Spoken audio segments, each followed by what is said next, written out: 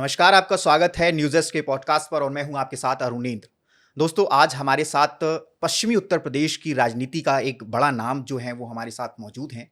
आपको बता दें कि वैसे कागज़ों में इनका नाम तो तेजपाल सिंह नागर है, लेकिन प्यार से लोग इन्हें तेजपाल मास्टर जी के नाम से भी जानते हैं। आपको बता दें कि ये 2017 से लेकर अभी तक जो है 2 बार उत्तर प्रदेश की विधानसभा में जा चुके हैं और आज हम इनसे इसी के ऊपर चर्चा करेंगे, राजनीति के ऊपर। किस तरीके से जो दादरी विधानसभा जहाँ से इन्होंने 2 बार रिकॉर्ड मतों से जो है जीत हासिल की है। एक बार इन्होंने 80,000 के मार्जिन से जो है अपने जो अपोनेंट था उनको हराया था और दूसरी जो 2022 में चुनाव हुए थे उत्तर प्रदेश विधानसभा के, उसमें इन्होंने लगभग 1.5 लाख वोटों से जो है अपने अपोनेंट को हरा करके उत्तर प्रदेश की विधानसभा में दादरी विधानसभा से ये पहुँचे थे। आपका बहुत-बहुत स्वागत है तेजपाल सिंह नागर जी। बहुत-बहुत आपने हमें समय दिया, इसके लिए बहुत-बहुत धन्यवाद। अरुण जी, आपका भी स्वागत है। जी। मुझे चैनल से आप आए हैं, थैंक मुझसे बात कर रहे हैं थैंक और मैंने क्या किया 8 साल में जी, और मेरे बारे में जान रहे हैं। जी। इस खबर को आप जनता तक पहुंचाएंगे। आपका जी। मैं स्वागत अभिनंदन थैंक करता you sir, thank you sir. Sir मेरा पहला सवाल तो परिवार से ही जुड़ा हुआ होगा। परिवार के बारे में थोड़ा-सा बताइए, कहाँ से आपका जो है जहाँ पे आपका जन्म हुआ वो कैसा माहौल था वहाँ पर? किस परिवेश में पले-बड़े हैं आप? और जो है एक स्कूल टीचर से राजनीति और राजनीति से उत्तर प्रदेश की विधानसभा तक जिस तरीके से आप पहुँचे, उसका थोड़ा-सा शुरुआती सफ़र के बारे में? हूं। देखिए अरुण जी, मेरा जन्म 1955 में जी, ग्राम आकिलपुर जागीर, जी, जो दादरी विधानसभा का गांव है, जी, उसमें 1955 में जी, मेरा जन्म एक साधारण किसान के घर, जी, चौधरी हीरा सिंह जी मेरे पिताजी का नाम था, फूलवती देवी मेरी माताजी का नाम था। जी, उनके घर में मैंने जन्म लिया। मेरी शिक्षा जब मैं बड़ा हुआ, पढ़ने लायक हुआ, जी, तो मेरी शिक्षा प्राइमरी की आकिलपुर जागीर में बेसिक प्राइमरी स्कूल में हुई। उसके बाद में 8वीं तक की शिक्षा मैंने मेरे पास में गांव बम्बावड़, हुँ, जो हमारे गांव कहलाता है, उसमें मेरी 8वीं तक की शिक्षा हुई। कक्षा 9 में मैं मिहिर बोझ इंटर कॉलेज में आ गया। कक्षा 12 मैंने वहीं से करी। बीएससी एमए मैंने मिहिर बोझ पीजी कॉलेज दादरी से करी। और मुझे बचपन से शौक था समाज जी, सेवा का। जी, मैं जब गांव में रहता था, छोटा सा था, हुँ, हुँ, तो मैंने देखता था कि हमारे गांव के रास्ते बेहद खराब हैं। प्रधानी के चुनाव होते थे, लेकिन बहुत पहले समय प्रधानी में पैसा नहीं आता था विकास कार्य कराने के लिए। जी, तो मैंने गांव में एक सुधार समिति बनाई, आकिलपुर जागीर सुधार समिति। उसका मैं संयोजक बना, अध्यक्ष बना, मेरे साथ टीम बनी।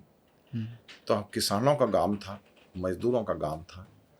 किसानों के पास पैसा नहीं होते थे, तो किसानों की मुख्य फसल थी गेहूं की। हुँ, हुँ, हमने 5-5 किलो 10-10 किलो गेहूं प्रति घर से उगाए और उसको उगा करके हमने श्रमदान किया, रास्तों में मिट्टी डाली और श्रमदान करने के बाद वो जो अनाज हमने इकट्ठा किया था उसको बेचा और बेच करके उसके पैसे से हमने ईंट लाए, गांव में खरंजा कराए, मजदूरों को मजदूरी दी। इस तरह से बचपन से, जब से मैं छोटा सा था, 10वीं-11वीं में पढ़ता था, जब से मेरा शौक था। जी, जी, उसके बाद मैंने इंटरमीडिएट की दादरी से। इंटरमीडिएट करने के बाद हम डिग्री कॉलेज पहुंचे, पीजी कॉलेज में, मिहिर बोझ पीजी कॉलेज में। जी, उस समय मिहिर बोझ सारे मेरठ यूनिवर्सिटी के जितने विद्यालय थे, सब में यूनियन के चुनाव, स्टूडेंट छात्र संघ के चुनाव हुआ करते थे। मैं मिहिर बोझ पीजी कॉलेज का एक बार छात्र संघ का महामंत्री बना और एक बार मैं छात्र संघ का अध्यक्ष बना। उसके बाद मैंने बीएड किया। बीएड करने के बाद मैं टीचर हो गया। मिहिर बोझ इंटर कॉलेज में मैं सर्विस लगी मेरी, और मिहिर बोझ इंटर कॉलेज में सर्विस करने के बाद मैं टीजीटी ग्रेड में लगा, फिर लेक्चर हो गया। और उसके बाद मैंने कॉलेज में रहते हुए, क्योंकि एडिट कॉलेज के हुँ, टीचर चुनाव लड़ सकते हैं, ये जी, छूट है उनके लिए, तो मेरे साथी ने कहा कि आप सहकार संघ के अध्यक्ष चुनाव लड़ो। मैं डॉक्टर बन गया, अकलपुर जागीर से कोऑपरेटिव का, सहकारिता का, संघ का जी, डॉक्टर बना। मैं चुनाव लड़ा, मैं सहकार संघ का अध्यक्ष निर्वाचित हुआ 1992 में। 1995 में जिला पंचायत चुनाव पहले जो इनडायरेक्ट वे में होते थे, सीधे पब्लिक के द्वारा हो लगे, तो मैंने 95 में चुनाव लड़ा जिला पंचायत का, मैं 4000 वोटों से जीता। अगला चुनाव 5 साल बाद 2000 में हुआ, मैं 4500 वोटों से जीता। हुँ, अगला चुनाव 2005 में हुआ, हुँ, 2005 में 5200 वोटों से जीता। इस तरह से 95 में 2000 2005 में 4045 और 5200 बढ़ते क्रम में जीत करके मैं 3 बार जिला पंचायत का सदस्य रहा। इसी बीच में 2008 में माध्यमिक चयन बोर्ड इलाहाबाद से आयोग से मेरा सिलेक्शन प्रिंसिपल में हो गया। मैं संत विनोबा इंटर कॉलेज वैदपुरा में प्रिंसिपल रहा और प्रिंसिपल रहते हुए जी क्योंकि हमारे इंटर कॉलेज में शिक्षकों को पुरस्कार मिलते हैं, 2 पुरस्कार मिलते हैं, महामहिम राष्ट्रपति का पुरस्कार शिक्षक अच्छे काम करने पर और महामहिम राज्यपाल का पुरस्कार। तो मुझे महामहिम राज्यपाल का पुरस्कार मिला। 2 साल मेरी सेवा विस्तार हुई और 2017 में प्रिंसिपल के पद पर रहते हुए मुझे पहली बार भारतीय जनता पार्टी के हाईकमान ने दादरी से भाजपा पार्टी ने मुझे टिकट दिया और मैं उस समय 2017 में 80,000 वोटों से जीता। उसके बाद 2022 में मुझे पुनः टिकट दिया भाजपा हाईकमान ने और मैं 1,38,000 वोटों से जीता। ये मेरा बचपन का और विधानसभा तक का सफर है। मैं विधानसभा में सीधे नहीं गया, मैं नीचे चुनाव छोटे छोटे लड़ते हुए जब विधानसभा में पहुंचा। तो जिस तरीके से आपने अभी बताया कि आपको बचपन से जब आप स्कूल कॉलेज में ही थे तभी से जो है जन सेवा का जो है एक भाव था आपके अंदर, तो ये किसी परिवार के सदस्य को देख के आया कि आपके मन में स्वेच्छा ये जगी थी कि देखिए, मेरे बाबा जी का नाम चौधरी नत्थू शाह जी था जी, पिताजी का नाम चौधरी हीरा सिंह था। हमारे गांव में पहले निर्विरोध प्रधानिक चुनाव होते थे। हमारे बाबा कभी गांव के प्रधान नहीं बने, पापा गांव के प्रधान नहीं बने, उन्होंने दूसरों के प्रधान बनाया। मेरे इच्छा थी कि जनता की सेवा सर्वोपरि है और मैं पढ़ाई के साथ साथ भी शिक्षण कार्य के साथ साथ भी जनता की सेवा में जो मुझे टाइम मिलता था फालतू टाइम उसमें मैं जनता की सेवा करता रहता। तो मेरा शौक था, ये मेरी हॉबी थी। मैं ये जानना चाहता हूँ आपसे कि जिस तरीके से एक मास्टर का जो काम होता है वो बिल्कुल अलग होता है एक राजनेता से। राजनेता जो होता है वो मास्टर जो होता है वो बच्चों के उसको भविष्य को देखता है और राजनेता जो है अपने जो है अपने जो क्षेत्र होता है वहाँ की समस्याओं को सुनना। तो कैसे सामंजस्य से आप इन दोनों चीज़ों में बैठा पाते थे? देखिए, इंटर कॉलेज जो है जी, वो गर्मियों के दिनों में जी, 8 बजे से 12:30 बजे तक खुलते हैं। जी, जो फालतू टाइम बचता था उस टाइम में हम समाज सेवा करते थे और कॉलेज टाइम में कॉलेज काम करते थे। और मैं आप बताऊं, मैं बायोलॉजी का टीचर रहा। जी, बायोलॉजी के टीचर कई होते थे, स्कूल में 2-3 टीचर होते थे। तो अब आप कहोगे कि पढ़ाई प्रभावित हुई होगी जब समाज सेवा करते जी, हो। बिल्कुल। तो मुझे याद है कि छात्र जो है वो एप्लीकेशन देते थे प्रिंसिपल को कि हमारे इस सब्जेक्ट की पीरियड तेजपाल सिंह के लगा दो। तो मुझे पढ़ाई का भी शौक था, मुझे टीचिंग का भी शौक था और मैंने जब मैं पढ़ता था तो मैं पढ़ते हुए सोचता था कि मुझे टीचर बनना है जी, और मुझे समाज सेवा के कारण राजनीति मानना पड़ा। ये मेरा शौक था। मुझे दोनों शौक थे, पढ़ाई का भी शौक था, समाज सेवा का भी शौक था। जो समय मिलता था पढ़ाई के बाद, टीचिंग के बाद, वो समय मैं समाज सेवा में देता था। तो मेरा एक आपसे निजी सवाल ये रहेगा कि आप जैसे हम लोगों ने जो हमारे अंदर जो छवि है स्कूल्स में मास्टर साहब की, तो वो वाली छवि आप वो सख्त वाली छवि वाले वो डंडा लेके जो घूमते थे वो वाले मास्टर की छवि थी, या सौम्य वाले जो बच्चों से बड़े प्यार से, एक तो डंडे लेके समझाने वाले बच्चों को वो समझाते हैं मास्टर जी, एक होते हैं जो बड़े प्यार से बड़े पुचकार के बच्चों को कोई गलत चीज़ भी है तो उन्हें समझाते हैं, तो आपकी इसमें कौन सी वाली छवि थी? देखो, डंडा वाला समय तो अब तो खत्म ही हो गया। जी, पहले डंडा वाला समय था। जी, तो डंडा तो लेकर मैं नहीं घूमता था, लेकिन मैं बच्चे को मानसिक रूप से इस तरह से तैयार करता था, पढ़ाई के लिए प्रेरित करता था और बच्चे मुझे बहुत विश्वास करते थे। और देखो, शुरू से ही मैं बचपन से मुझे याद है जब मैं गांव में टीचर हो गया जी, तो गांव के लोग मेरे पास आए कि तुमको निर्विरोध प्रधान बना रहे हैं। तो मैंने उनसे कहा कि मैं गांव का प्रधान नहीं बनूंगा, अगर मुझे कोई मौका मिला तो बड़ा चुनाव लड़ूंगा, छोटे चुनाव लड़ूंगा। जिला पंचायत का चुनाव भी मैं शंकर जिला पंचायत चुनाव भी इसलिए लड़ा कि जिला पंचायत चुनाव जनरल हो गए थे, आम जनता के। आम जनता के चुनाव में भ्रष्टाचार नहीं होता। वैसे चुनाव में जो डायरेक्ट चुनाव होते हैं उनमें थोड़ा भ्रष्टाचार होता है, तो मैं भी भ्रष्टाचार पसंद नहीं था। और देखो कि जैसा आप कहोगे भाई, आप मुझसे पूछ रहे हैं कि आप टीचर रहे जी, तो टीचर में राजनीति में कैसे सामंजस्य स्थापित करते थे, तो मैंने बता दिया कि राजनीति में मैं अचानक नहीं आया।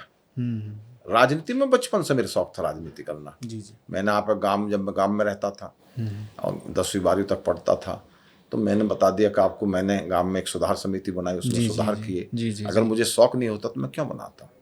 उसके अलावा जब मैं छात्र जीवन में पीजी कॉलेज में चला गया तो वहाँ छात्र संघ के चुनाव होते थे। अगर मुझे शौक नहीं होता तो मैं छात्र संघ का महामंत्री एक साल और अगले साल छात्र संघ का अध्यक्ष क्यों बनता। तो मुझे शौक था। अब बात रही कि मैंने देखा, जब मैं पढ़ता था तो मैंने देखा कि भाई वकील भी बनते हैं, टीचर भी बनते हैं, तो मुझे टीचिंग लाइन बहुत पसंद थी। और मैं चाहता, टीचिंग लाइन मुझे इसलिए पसंद थी, मैं चाहता था कि इस क्षेत्र के बच्चे हैं इनको संस्कार दे जाए। और टीचर को देश का निर्माता कहते हैं, भविष्य का निर्माता कहते हैं। तो मेरा बचपन से शौक था ये भी इसके साथ कि भाई बच्चों का भविष्य बनाया जाए, बच्चों को संस्कार दे जाए, बच्चों को अनुशासन का पाठ पढ़ाया जाए। तो आप कहेंगे कि जिसमें प्रिंसिपल रहा जी इंटर कॉलेज में वैदपुरा कॉलेज में, अगर कभी आप जाओ जी, जब मैं 2008 में प्रिंसिपल का मैंने चार्ज लिया, मिहिर बोस से टीचर था मैं वहाँ के जाने के बाद, तो उसकी स्थिति बहुत दयनीय थी। थोड़े से बच्चे थे, टूटी फूटी बिल्डिंग थी, बैठने के लिए जगह नहीं थी। अगर जो टीचर थे, आयोग से टीचर आते हैं, उन टीचर के कोई मित्र, उन टीचर कोई रिलेटिव आ जाएं तो हम बैठने की सही व्यवस्था नहीं थी। उस कॉलेज में मैंने आमूलचूल परिवर्तन किया। उस कॉलेज के शिक्षण कक्ष बहुत अच्छे बनवाए, उस कॉलेज की लेबोरेटरी बहुत अच्छी बनवाई, उस कॉलेज का पार्क बहुत अच्छा बनवाया, उस कॉलेज के मैंने जो साइंस की लेबोरेटरी थी, फिजिक्स केमिस्ट्री बायोलॉजी की, वो मैं समझता हूँ यहाँ उस समय मिहिर बोस इंटर कॉलेज अच्छा था। मैंने उससे अच्छी लाइब्रेटरी वहाँ बनवाई, लाइब्रेरी मैंने वहाँ बनवाई। मैंने Samson CEO greater Noida, chairman greater Noida से कह करके मैंने कॉलेज को सैमसंग कंपनी को गोद लिवा दिया। और गोद लिवाने के कारण मेरी ऐसी ही स्मार्ट कंप्यूटर लैब बनवाई मैंने उस समय कि मैं समझता हूँ पूरे उत्तर प्रदेश के जितने एडिट कॉलेज हैं किसी में ऐसी लैब नहीं थी। और यही कारण है कि मुझे 2012 में महामहिम राज्यपाल का पुरस्कार से पुरस्कारित हुआ और 2 साल सेवा विस्तार हुई। मैं पिछले कार्यकाल में प्रिंसिपल भी रहा और MLA भी रहा, दोनों काम मैंने करे। और मैंने कॉलेज काम भी संपन्न नहीं होने दिया और मैंने विधायक वाला काम भी संपन्न नहीं होने दिया। दोनों जो समय में बचता दोनों को बचा। मुझे बचपन से ये, एक तो होता है कि कोई आदमी को लाद दो, आप सौंप दो, वैसी जिम्मेदारी जबरदस्ती वाली जिम्मेदारी सही तरह से नहीं निभाई जाती है। जिम्मेदारी वही सही तरह से निभाई जाती है जो उसकी हॉबी होती है। हॉबी के अनुसार जो काम मिलता है, तो मेरी हॉबी थी बचपन से। ऐसा आप सोचेंगे मैं 17 में विधायक बन गया, 22 में विधायक बन गया, तो भाई टीचर था पहले तो भाई टीचर था। आपने देखा कि मेरी टीचिंग लाइन से पहले जो छात्र जीवन हुआ, मैं कितने चुनाव लड़े MLA से, 6 चुनाव लड़े मैंने। और 6 चुनाव लड़े तो आप समझते हो मेरी हॉबी क्या थी। मेरी दोनों हॉबी थी, जैसे मेरी टीचिंग की भी हॉबी थी और मेरी राजनीति की भी हॉबी थी। और उसमें सबसे अच्छा मैं आपको ये बता दूं, जिन जिन पदों पर मैं रहा, मैं मिहिर बोस PG कॉलेज छात्र संघ में आमंत्र रहा, प्रेसिडेंट रहा सबसे पहले। वो मैंने बहुत जिम्मेदारी के साथ निभाई। और उस समय बाबू लेखराज सिंह नागर जी सचिव थे उसके मिहिर बोस PG कॉलेज के। उन्होंने कहा था एक मीटिंग में एक बार कि जो काम यहाँ की मैनेजमेंट नहीं कर पाई वो तेजपाल नागर छात्र संघ के अध्यक्ष ने कर दिया, इनका नाम हम संरक्षण लिखवाएंगे। अच्छा। तो ये काम जब ही अच्छे होते हैं जब उसकी हॉबी होती है। अगर हॉबी नहीं होती है, जबरदस्ती किसी पर काम थोप दो आज, तो वो काम अच्छी तरह से नहीं होता। मेरी हॉबी थी टीचिंग की, मेरी हॉबी थी, मेरा रिजल्ट अच्छा रहा। प्रिंसिपल होते हुए, टीचर होते हुए रिजल्ट अच्छा रहा, बच्चों को अच्छे संस्कार दिए। और यही कारण है कि जब मैं 2017 में पहली बार चुनाव लड़ा तो बहुत सारे बच्चे, हालांकि उनकी शक्ल भी नहीं पहचान पाएंगे, मिल जाते हैं तो बहुत दिन बाद में, कई साल बाद शक्ल चेंज हो जाती है। तो मेरे दादरी के कुछ लोग ट्रेन से बैठ करके दिल्ली सर्विस करने जाते थे। तो कहते थे आप चुनाव जीत रहे हो 17 में। तो मैंने कैसे चुनाव जीत रहे हैं? जो ट्रेन में जो आते हैं लोग, वो कभी ना कभी आपके संपर्क में रहे हैं, आपके छात्र रहे हैं, वो सब कहते हैं हमारे, हम गुरुजी को वोट देंगे, गुरुजी को वोट देंगे। तो मुझे वो लोग जो ट्रेन में जाते थे दिल्ली सर्विस आम लोग, जो बिल्कुल वो आम लोग, और वो जो बच्चे हैं जो मैंने पढ़ाए या मेरे संपर्क में रहे कभी, उनसे मैं समझता हूँ वो मुझे ना चुनाव 17 की बात कर रहा हूँ मैं, 17 के बाद 22 तक न मुझसे मिले, न कभी किसी काम को कहा, लेकिन वोट मुझे दी उनने। और मुझे जो ट्रेन में और साथी जाते थे दादरी से, मुझे बताते थे, अगर जो जायपुर स्टेशन चढ़ते हैं, पीछे से आते हैं, दनकौर से भी आते हैं, वो सब कहते थे हम तो गुरुजी वोट देंगे, गुरुजी। और यही कारण है कि जब भाजपा को इतनी उम्मीद नहीं थी कि हमारा प्रत्याशी इतनी वोटों से जीत जाएगा, जी। उस समय 80,000 वोटों से आपने जीता। रिकॉर्ड बनाया था एक हाँ, तरीके उस समय, से। हाँ, जी। क्योंकि उस समय बसपा का बोलबाला था। बहन कुमारी मायावती बादलपुर की बिल्कुल। रहने वाली मेरी विधानसभा क्षेत्र की, बिल्कुल। और हमारी जाति पर तो विशेषकर गुजरों पर बिल्कुल अंधे थे बहन जी के पीछे। तो मैंने उस समय मैंने 80,000 वोटों से जीता, और बसपा का प्रत्याशी कोई मालूम नहीं थी तो हार भी सकता चुनाव। तो आपने अभी बताया कि उस टाइम पे जो है बसपा की सरकार थी, जब आप ये नहीं, बसपा उस समय उस समय सरकारी, लेकिन सपा की एमएलए सरकार बसपा थी, के थे। लेकिन हाँ, आपके यहाँ पे जो है हाँ, वो एमएलए जो है बसपा के थे, उन्हीं का प्रभुत्व एक तरीके का पूरे उसमें था, क्योंकि जो है मायावती जी हैं उनका गृह क्षेत्र गृह क्षेत्र था, जी, यही इसलिए गृह। आप कह सकते हैं। तो आपने बताया कि बहुत जो आपकी कम्युनिटी है उस पर बहुत नज़र रहती थी उनकी, खास करके, तो ऐसा नहीं, क्या? वो बादलपुर गांव क्योंकि गुजरों का गांव है, जी। तो हमारी इस जाति की विशेषता है गुजरों की। वो समझते हैं कि हमारे क्षेत्र, हमारे गांव में कोई भी जाति बिरादरी रहती हो, उसकी बेटी अपनी बेटी है, क्योंकि मायावती का वहाँ जन्म हुआ बादलपुर जी, में, जी। इसलिए वहाँ के गुजर उन्हें मायावती आगे को अपने बढ़ाते मानते थे। जी। तो मैं आपसे, जैसे आपने छात्र नीति की अभी चर्चा की, मैं आपसे ये जानना चाहता हूँ कि छात्र नीति में और जो प्रदेश की राजनीति है, इनमें अंतर क्या है? मतलब क्या एक विशेष अंतर है कि वहाँ पे जो राजनीति होती है वो बिल्कुल अलग होती है, और जो प्रदेश की राजनीति जैसे आप अभी कर रहे हैं, तो उनमें अंतर क्या देखते हैं अभी आप? देखो भैया, जहाँ तक बात है, मैं छात्र संघ का महामंत्री मिला, छात्र संघ का अध्यक्ष मिला, जी। वो तो कॉलेज तक की राजनीति है। किस तरीके के उसमें वो चैलेंजेस आते कॉलेज हैं? की राजनीति, जैसे कॉलेज की कोई समस्या होती है, स्टूडेंट्स को, छात्र को, जैसे उनके रिजल्ट ना आना, मार्कशीट में गड़बड़ होना, उनके साथ कोई यही तो होना, उनके प्रैक्टिकल में कम नंबर में आना, तो जो बच्चों के हित होते हैं वो कॉलेज तक सीमित है राजनीति, कॉलेज की राजनीति थी। उसमें कॉलेज की राजनीति को मैंने बड़ी बखूबी से निभाया, और यही कारण है कि आज भी मिहिरभोज पीजी कॉलेज में जो एक पूर्व छात्र संघ की एक समिति बनी, जब नैक हुआ वहाँ, तो उसमें जितने भी अध्यक्ष अब तक रहे, उनमें मेरा नाम आज भी वहाँ लिखा हुआ है, तेजपाल सिंह नागर, पूर्व छात्र संघ अध्यक्ष, ये आज भी मेरा नाम वहाँ लिखा हुआ है। और जो अभी जैसे प्रदेश की राजनीति में आप बहुत सक्रिय हैं, तो अभी आप कैसे देखते हैं जो बच्चे आजकल राजनीति में आना चाहते हैं या राजनीति कर भी रहे हैं, चाहे वो छात्र संघ की राजनीति हो या फिर देखिए, छात्र संघ चुनाव तो खत्म ही कर दिया। अब छात्र संघ चुनाव अभी तो जैसे होते जो युवा जो हैं वो राजनीति में आ रहे हैं, हाँ। मतलब भले ही अगर अभी छात्र संघ के चुनाव खत्म हो गए, लेकिन एक होता है ना कि जो अनकहा वाला एक होता है कि है नहीं लेकिन फिर भी हैं वो, जैसे कि छात्र सभा के नेता हैं। इन युवाओं को आप किस तरीके से देखते हैं? आज की राजनीति क्या बदली है पहले से? ये युवाओं का देश है जी। युवा अगर करवट लेता तो युग बदल जाता है जी।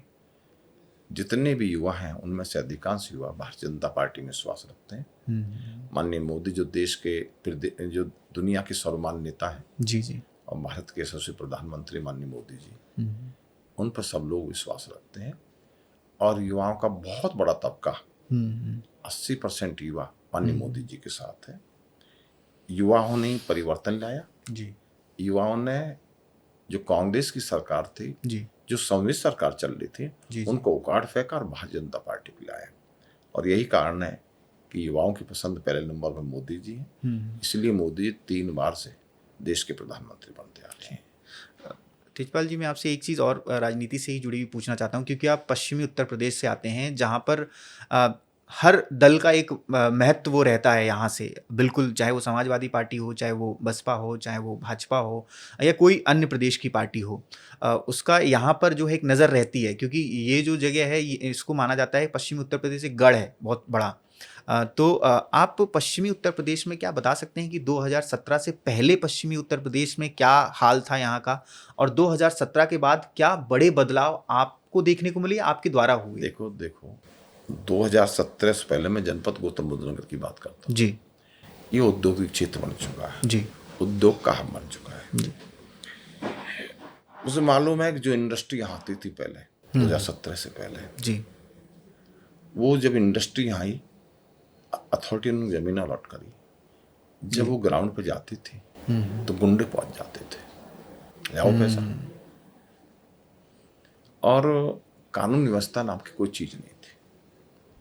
मैंने देखा, जहां मैं रहता हूं दादरी में जी, दादरी में व्यापारी लोगों की दुकानें दिन छिपने से पहले बंद हो जाती थी, व्यापारियों के मर्डर होते थे, व्यापारियों के अपहरण होते थे, अपहरण का धंधा चलता था। व्यापारियों से मंथली जाती थी, व्यापारियों की दुकान पे खून के खत जाते थे लिख करके। जी। एक भय का माहौल था, प्लॉटों पर कब्जे हो जाया करते थे। आज पूरे उत्तर प्रदेश का इतनी कानून व्यवस्था अच्छी है हमारे प्रदेश की, माननीय उत्तर प्रदेश के यशस्वी मुख्यमंत्री माननीय योगी जी के कारण, जी, जी। कि दूसरे प्रदेश जो यूपी को बीमारू राज्य कहते थे, हम जब दिल्ली जाते थे तो यूपी का नाम बिगाड़ करके ओपी कहते थे लोग, और हे दृष्टि से देखते थे। यूपी के लोगों को ज्यादा सम्मान नहीं था। आज योगी जी के नेतृत्व में जो हमारी 8 साल से सरकार चल रही है जी। योगी जी ने उत्तर प्रदेश का महत्व इतना अधिक बढ़ाया है कि आज लोग उत्तर प्रदेश का कानून व्यवस्था के बारे में उदाहरण देते हैं। आज उत्तर प्रदेश से आए तो तुरंत पूछते हैं योगी जी के प्रदेश से आए। आज हमारी सरकार पर जनता का विश्वास हुआ है जी। हमारी सरकार ने कानून व्यवस्था इतनी अच्छी उत्तम व्यवस्था कर दी, जो सबसे घटिया उत्तम व्यवस्था थी, बीमारू राज था, आज उसको ऐसी अवस्था में ला दिया माननीय योगी जी ने कि मैं समझता हूं कि हम कहीं भी जाएं तो उत्तर प्रदेश और उत्तर प्रदेश मॉडल को लोग अपनाना चाहते हैं दूसरे राज्य। उत्तर प्रदेश कई मॉडल है, तो उत्तर प्रदेश में आमूलचूल परिवर्तन हुआ। गौतम बुद्ध नगर में इंडस्ट्री आई है, गुंडागर्दी का माहौल समाप्त हो गया। गौतम बुद्ध नगर में विकास हुआ है जी। गौतम बुद्ध नगर में अनेक विकास हुए हैं। आप देखें इंटरनेशनल एयरपोर्ट आया गौतम बुद्ध नगर में। अगर हमारी सरकार केंद्र में माननीय मोदी जी की सरकार, यूपी में माननीय योगी जी की सरकार नहीं होती तो और डॉक्टर महेश शर्मा ना होते, यहाँ के सांसद है और यहाँ के विमानन मंत्री थे, विमानन राज्य मंत्री उस समय, मैं समझता हूँ माननीय मोदी जी ने, माननीय योगी जी ने, डॉक्टर महेश शर्मा के कारण इंटरनेशनल एयरपोर्ट आया। मुख्यमंत्री जी कारण फिल्म सिटी आई। दादरी विधानसभा में डीएफसी डीएमसी आई। ये जो डीएफसी डीएमसी है ये बहुत बड़ा प्रोजेक्ट है और इसमें बहुत लोगों को रोजगार मिलेंगे। और हमारा ये जो इंटरनेशनल एयरपोर्ट बनना है, एशिया में बड़ा एयरपोर्ट है और इससे इसका तो विकास होगा ही होगा गौतम बुद्ध नगर का, जो इसके आसपास के जिले हैं वो भी विकास होगा। आज देखते हैं कि इनके आने से, ऐसी डीएफसी डीएमआईसी आने से आज जमीन के रेट आसमान छू रहे हैं। आज युवाओं को रोजगार मिल रहा है। आज कानून व्यवस्था बहुत ठीक हो गई है। आज बड़े बड़े उद्योगपति देश के और विदेश के यहाँ पहली पसंद उनकी गौतम बुद्ध नगर है जी। उत्तर प्रदेश है पहली पसंद। तो ये आमूलचूल परिवर्तन 2017 से पहले 2017 के बाद उत्तर प्रदेश में आया है। मैं आपसे तेजपाल जी यही एक सवाल और, जैसे आपने कहा कानून व्यवस्था, आप इसका सवाल का जवाब देना चाहें तो आपके ऊपर है। ये सवाल ये थोड़ा ये है कि आपको भी लगता है क्या कि उत्तर प्रदेश में अधिकारी जो हैं उन्हें एक हद से ज़्यादा जो है वो छूट दे दी गई है? क्योंकि ऐसा मैं नहीं कह रहा हूँ, ऐसा आपके ही जो गाज़ियाबाद है जब वहाँ के आपको ही पता होगा, लोनी जो विधानसभा है वहाँ के विधायक हैं, उन्होंने आरोप ऐसे लगाए थे अभी, जो कि भाजपा से ही आते हैं, उन्होंने आरोप लगाया था कि उत्तर प्रदेश के जो अधिकारी हैं, खास करके उत्तर प्रदेश पुलिस के जो अधिकारी हैं, वो थोड़ा सा जो है वो आउट ऑफ द लाइन जाते हैं, अपनी सीमाओं को लांघ जाते हैं कई बार, चाहे वो किसी प्रशासन के तौर पर हो, चाहे वो किसी भी तरीके की व्यवस्था को संभालने के ऊपर। आपको भी क्या ऐसा लगता है? देखिए मुझे तो ऐसा नहीं लगता जी। जैसे मैं अब जनपद गौतम बुद्ध नगर की बात करूँ कि मैं गौतम बुद्ध नगर का एमएलए हूँ जी। गौतम बुद्ध नगर में पुलिस कमिश्नर लक्ष्मी सिंह है जी।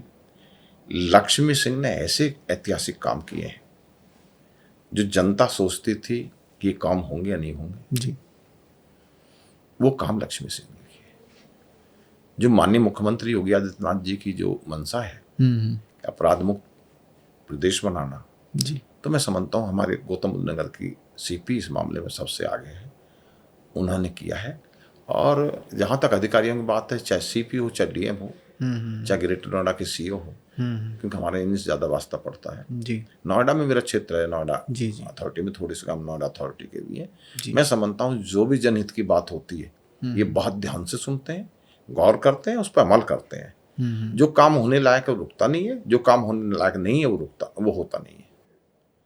क्या आप भी जिस तरीके से कई लोगों ने ये सवाल मेरे पास भेजे भी हैं कि आप मिलिएगा तो ये ज़रूर पूछिएगा कि जो बुलडोज़र नीति है उत्तर प्रदेश सरकार की, आप कह लीजिए, क्या आप उसमें भी विश्वास रखते हैं? बुलडोज़र नीति जो है, क्योंकि आरोप ये लगता है आपके विपक्ष द्वारा कि जो बुलडोज़र है वो किसी एक विशेष जो धर्म है या जाति है उसको चिन्हित कर करके इसका एक्शन लिया जाता है उस पर, क्या ये आपको क्या लगता है देखिए, इस ये पर? आधार बिल्कुल गलत है, जी। ये आरोप बिल्कुल निराधार है। हुँ, अगर बुलडोज़र नीति या कानून व्यवस्था बनाने में जी, कोई व्यक्ति हो, हम जाति धर्म नहीं देखते, जी। हम ये देखते हैं जो कानून को तोड़ता है उसके खिलाफ कार्रवाई करते हैं। हुँ, जो सख्त कार्रवाई होती है वो करते हैं। जी, और हमारी सरकार ये संदेश देना चाहती है, कार्रवाई ऐसी हो जी, जिससे और लोग देखें और देख कर के महसूस करें कि हमें ऐसे काम नहीं करने चाहिए।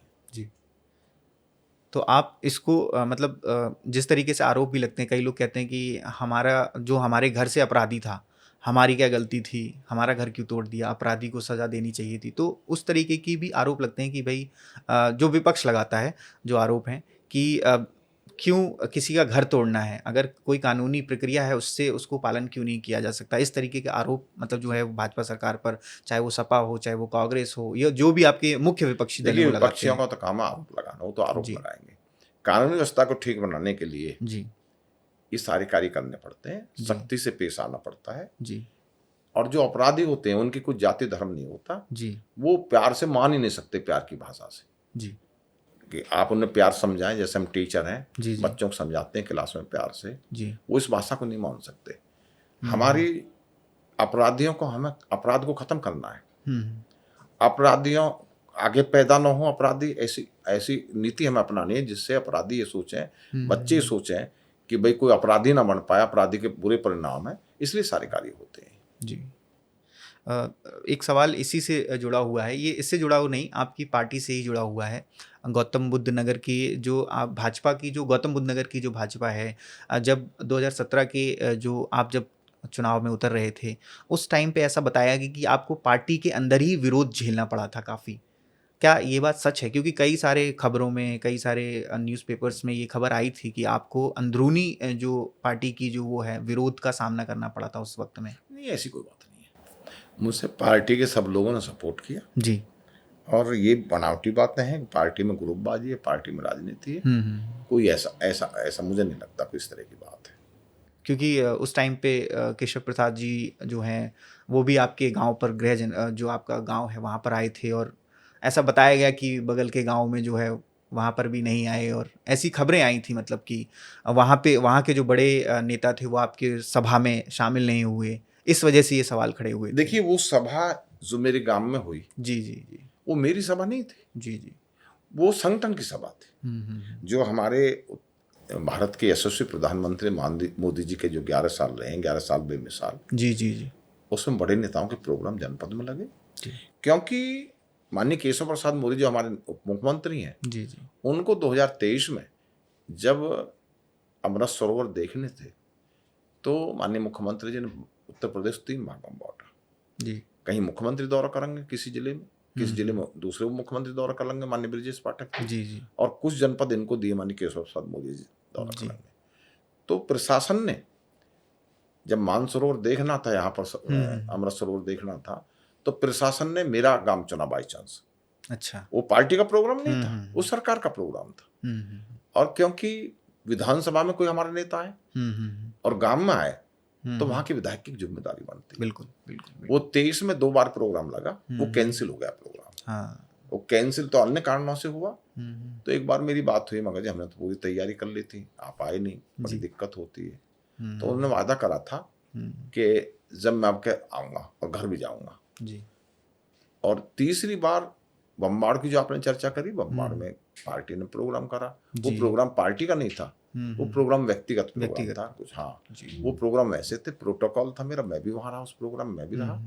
तो मुझे तो कहीं ग्रुपबाजी दिखाई नहीं दी। हुँ, और माननीय केशव प्रसाद मौर्य जी को जब उत्तर प्रदेश में गौतम बुद्ध नगर जिला दिया, तो उन्होंने तय करा कि प्रोग्राम में विधायक के काम में करूँगा। वो तो जी, पार्टी का वो प्रोग्राम उन्होंने था। डिसीजन हाँ, लिया। उन्होंने डिसीजन लिया। और उन्होंने कहा अपने भाषण में कि मेरे 3 बार प्रोग्राम यहाँ बाई चांस कैंसिल हुए। जी। और उनका पत्थर आज भी लगा हुआ शहीद भवन पे 2023 का, जब वो आने थे 2023 जी, में, जी। तो वहां पर एक पत्थर होना था, शिलान्यास। शिलान्यास जी। होना था, तो उस पर आज भी 2023 डेट लिखी हुई है। जी। और जब आप गए तो हमने खड़े करे उस पर, मगर देखो 2023 में आपको आना था, 2023 का आपका पत्थर लोगे, जी। लेकिन आप आ नहीं पाए थे। तो उन्होंने अपने भाषण में साफ कहा हुँ, कि भाई मुझे यहाँ आना था, पहले मेरे 2-3 बार प्रोग्राम कैंसिल हो गए, इसलिए मैंने तय करा कि आपका प्रोग्राम विधायक के गांव में करेंगे। वो तो इसलिए प्रोग्राम पार्टी का प्रोग्राम था। आखिरी बार योगी जी से कब मुलाकात हुई आपकी? मेरी तो होती रहती है। आखिरी बार अभी जो मैं सबसे लेटेस्ट में हुई है? 10-11 बार, 11 में शादी हुई, हम्म, 10 में हुई या 11 में हुई। जी मैं गया था 10-11-12 में, मेरी मीटिंग थी 11-12 की, तो 10 में हुई मेरी मुलाकात। तो जब आप मिलते हैं योगी जी से तो सबसे पहले वो आपको देख करके क्या मतलब क्या अभिवादन करते हैं, किस तरीके से आपको मतलब वो वहाँ पे आप? नहीं, वो कोई भी विधायक, कोई भी सम्मानित आदमी जाता तो कहते जी। हैं आइए बैठिए, पहले तो कहते हैं आइए बैठिए। जी। फिर जो समस्या होती है क्षेत्र की समस्याएं, जैसे भाई क्षेत्र में अब हम विधायक हैं, जनप्रतिनिधि हैं, तो क्षेत्र की बहुत सारी समस्याएं, अनेक तरह की समस्याएं, उन समस्याओं के बारे में हम माननीय मुख्यमंत्री जी को अवगत कराते हैं, और माननीय मुख्यमंत्री जी को बहुत सारा प्रयास होता है कि भाई वो समस्या हल हो, तो उनको हल कराते हैं, हम समस्या बताते हैं अपनी।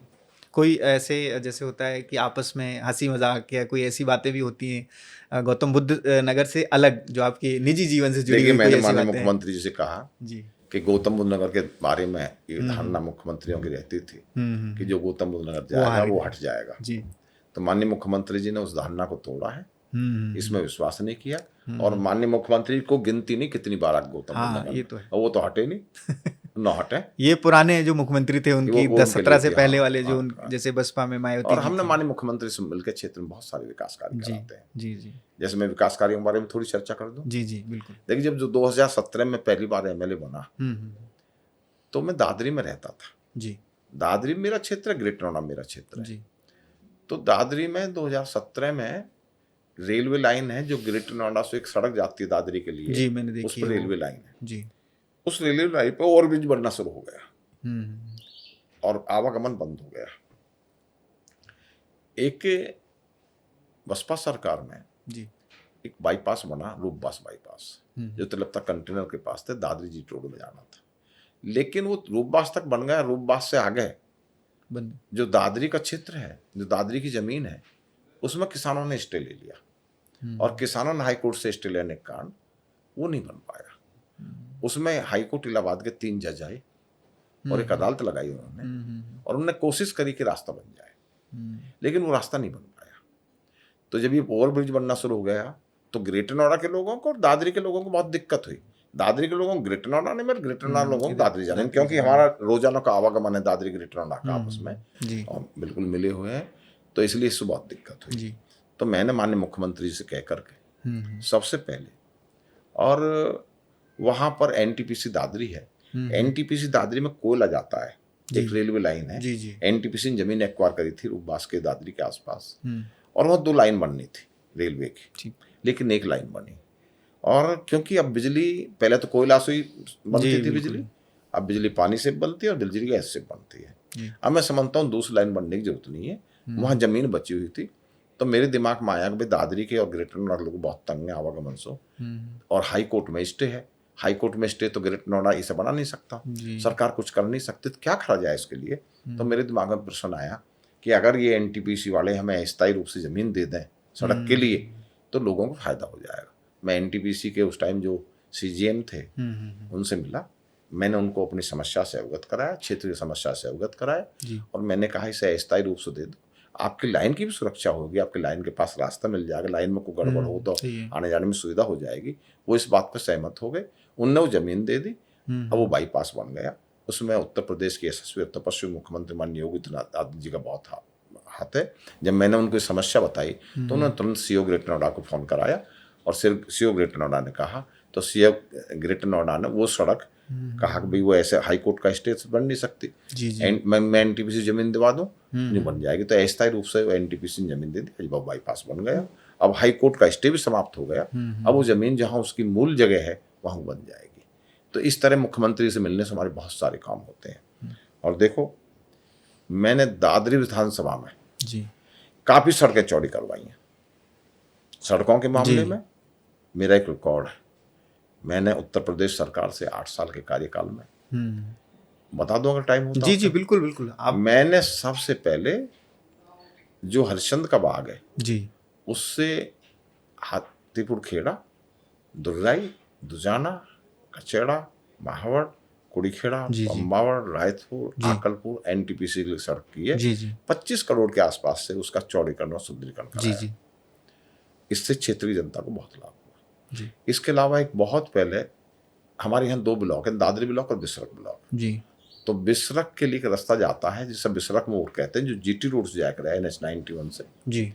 उस पतली सी सड़क थी। आजकल NCR होने से बहुत ट्रैफिक बढ़ गया है यहाँ पर, बड़ी दिक्कत रहती थी उस सड़क पर। उसका चौड़ीकरण मैंने कराया और दुजाने से अच्छेजा, अच्छा से सदल्यपुर, सदल्यपुर से वैदपुरा, वैदपुरा से सैनी, सोनपुरा, खेड़ी बनौता और यहाँ होते हुए NTPC जो बाईपास बना है वो बस बाईपास, उसमें मैंने चौड़ीकरण कराया। इसके अलावा धूम से कुड़ीखेड़ा, जी जी कड़दा, छड़ौली के लिए कराया। जी इसके अलावा मैंने खंदेड़ा से जी जी अंधपुर, अंधपुर से GT रोड, जी GT रोड से चकरपुर कैमराला होते हुए ये और पूरी अजयपुर सड़कों स्टेशन तक चौड़ी कराई। इसके अलावा फूलपुर, फूलपुर से नई बस्ती, जी नई बस्ती से बील, GT रोड, GT रोड से बील, बील से रामगढ़ और अजयपुर स्टेशन तक चौड़ी कराई। और अभी अभी मैंने जहां माननीय मुख्यमंत्री जी का प्रोग्राम लगा था NTPC दादरी जी। में, वो सड़क दादरी से लेकर बिसाहड़ा होते हुए NTPC तक जाती है और NTPC से ऊंचागाम जाती है और ऊंचागाम से हापुड़ का धौलाना वहाँ को जाती है और फिर थोड़ी सी आगे जाती है, खंगौड़ा होती हुई जारचे जाती है, जारचे समानिक तरफ को जाती है। उस सड़क की बड़ी समस्या थी, लोग बहुत परेशान थे। बहुत बड़ी सड़क है, 17 किलोमीटर के आसपास सड़क है। उसका चौड़ीकरण सुदृढ़ीकरण का काम बहुत तेजी से चल रहा है, लगभग 90-95% काम हो गया। ये मैंने चौड़ी सड़क करवाई।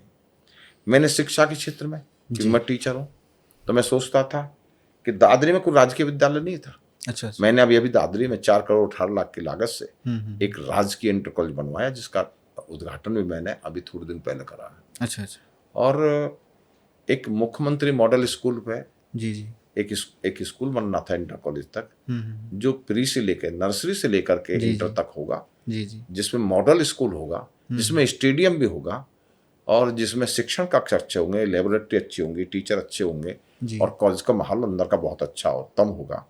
तो ऐसा स्कूल का उद्घाटन जो 35 करोड़ की लागत से लगा है, अभी अभी उसका हमने उद्घाटन किया है, माननीय मुख्यमंत्री जी ने उद्घाटन किया। वो मेरे क्षेत्र प्यावली में आ रहा है। अच्छा।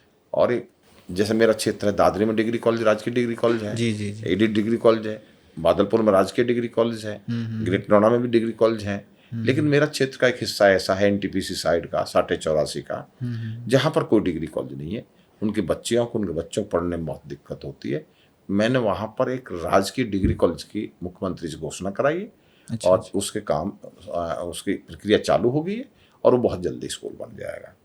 मैंने ये 3-4 तो मैंने कॉलेज बनवाए जी। एक मैंने देखा कि ग्रेटर नोएडा फेज 2 की तरफ जाएगा और फेज 2 की तरफ जाएगा तो उधर के बच्चों को भी कंपनियां जाएंगी, रोजगार की आवश्यकता है।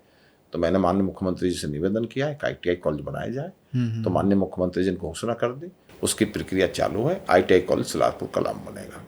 और मैंने माननीय मुख्यमंत्री से, माननीय प्रधानमंत्री से प्रभावित होकर के, माननीय प्रधानमंत्री ने जो आयुष्मान भारत की योजना शुरू की है जी, जिससे गरीब लोग, क्योंकि अपने आदमी सब प्यार करते हैं, तो गरीब लोगों को इलाज कराने के लिए पैसा नहीं होता है जी। तो गरीब लोगों के लिए 5 लाख तक के इलाज की फ्री व्यवस्था है। तो मैं देखता था दादरी में, दादरी के नाम से विधानसभा है, दादरी में हॉस्पिटल, एक सामुदायिक हॉस्पिटल्स है जिसमें छोटे मोटे इलाज होते हैं और जो कोई गंभीर बीमारी होती है उन्हें रेफर कर देते हैं दिल्ली के लिए, गाजियाबाद के लिए और नोएडा के लिए। तो मैंने माननीय मुख्यमंत्री से कहा, महाराज जी दादरी में एक 100 बेड की हॉस्पिटल बना दो। मुख्यमंत्री जी ने घोषणा कर दी है 100 बेड के हॉस्पिटल्स की, जिसकी प्रक्रिया चालू है, जो बहुत जल्दी बन जाएगी। जो बाईपास पे जहाँ चौड़ी रोड है और बिसाहड़ा गांव है, उसमें धूम की साइड को मुख्य रोड पर, चौड़ी रोड पर वो बन जाएगी, जिसमें मेरी विधानसभा के लालकुआ तक के लोग, मेरी विधानसभा के छाछे तक के लोग और मेरी विधानसभा के ग्रेटर नोएडा के लोग जिसमें इलाज करा सकते हैं, जिसमें 35 विशेषज्ञ डॉक्टर रहेंगे। मैं समझता हूँ जो ऑपरेशन होंगे सब विशेषज्ञ रहेंगे। मैं समझता हूँ जो वैसी बीमारी के लिए दूसरी जगह रेफर कर दिया करते थे, अब हम गरीब लोगों को बहुत राहत मिलेगी, वो बनवाई है। मैंने स्टेडियम, एक चिठेड़ा है, गाँव है दादरी से मिला हुआ, वहाँ पर मैंने माननीय मुख्यमंत्री से कहा, महाराज जी स्टेडियम की बहुत आवश्यकता है। वहाँ महाराज जी से स्टेडियम घोषणा करा दी है, स्टेडियम की प्रक्रिया चालू है। इस तरह से मैंने बहुत सारे काम कराए हैं। मैंने एक, क्योंकि मैं टीचर हूँ, अध्यापक हूँ, और मैं समझता हूँ बच्चे जब शिक्षा प्राप्त कर लेते हैं तो कंपटीशन में बैठने के लिए जी बहुत सारे बच्चे ऐसे हैं जिनकी घर की व्यवस्था पढ़ाई की नहीं। जैसे उदाहरण के लिए एक हमारे यहाँ सुदीक्षा भाटी की लड़की थी, उसने इंटरमीडिएट करने के बाद जी अमेरिका स्कॉलरशिप पर वो लड़की पढ़ने के लिए चली गई। अगर उसके घर की स्थिति देखें, उसके पिताजी एक कंपनी के पास खोखा में चाय बेचते हैं। 3 बहन थी, 2 भाई थे। एक कमरा बना हुआ है। अब आप समझें, सब बच्चों का बहुत स्वभाव दयनीय अलग-अलग स्थिति। होता है। एक कमरे में वो लड़की ने इंटरमीडिएट में टॉप किया और मैं समझता हूँ उसके नंबर 100 में से 100 इकोनॉमिक्स में आए और कई सब्जेक्टों में 100 में 100 नंबर आए। उसने अमेरिका स्कॉलरशिप का टेस्ट दिया और उसमें सेलेक्ट हो गई। वो स्कॉलरशिप में पढ़ने के लिए अमेरिका में उसका एडमिशन हो गया। 1 साल के बाद जब छुट्टी आई, क्योंकि गरीब लोग थे, तो उसका भैया स्कूटी पर उसे उसके मामा जी के एम्बुलेंस से ले जाने लगा। रास्ते में एक्सीडेंट हो गया, उसकी डेथ हो गई उस लड़की की। और जब डेथ हो गई उस लड़की की, तो उस लड़की को जब सेलेक्ट हुई थी, मैं प्रिंसिपल था उस समय वैदपुरा में, उसके घर गया। मैंने उससे पूछा, उनने कहा कि गुरुजी, ये बच्चों के लिए लाइब्रेरी बहुत ज़रूरी है, क्योंकि हम जैसे बच्चे जिनके घर में पढ़ने की सही व्यवस्था नहीं है, जो घर में बैठ के पढ़ाई नहीं कर सकते कॉलेज के बाद, उनके लिए एक अगर लाइब्रेरी हो तो इससे बच्चों को सबसे ज़्यादा लाभ होगा। तो मैंने NTPC दादरी के CSR से दादरी में एक पब्लिक लाइब्रेरी बनवाई है। उसमें एक लाइब्रेरी छोड़ दिया है, गुज्जर विद्या सभा को दिला दी, उनने वो ज़मीन दी थी। एक लाइब्रेरी, एक चपरासी है। मैं समझता हूँ उसमें काफ़ी बच्चे, बहुत अच्छी संख्या में बच्चे उसमें पढ़ रहे हैं, उसका लाभ उठा रहे हैं।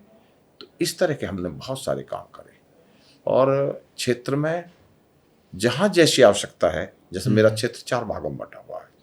एक तो ग्रामीण परिवेश मेरे क्षेत्र में 2 ब्लॉक हैं, सबसे ज़्यादा ब्लॉक मेरे में है जनपद गौतम बुद्ध नगर, कुल 3 ब्लॉक हैं, 2 ब्लॉक दादरी विधानसभा में।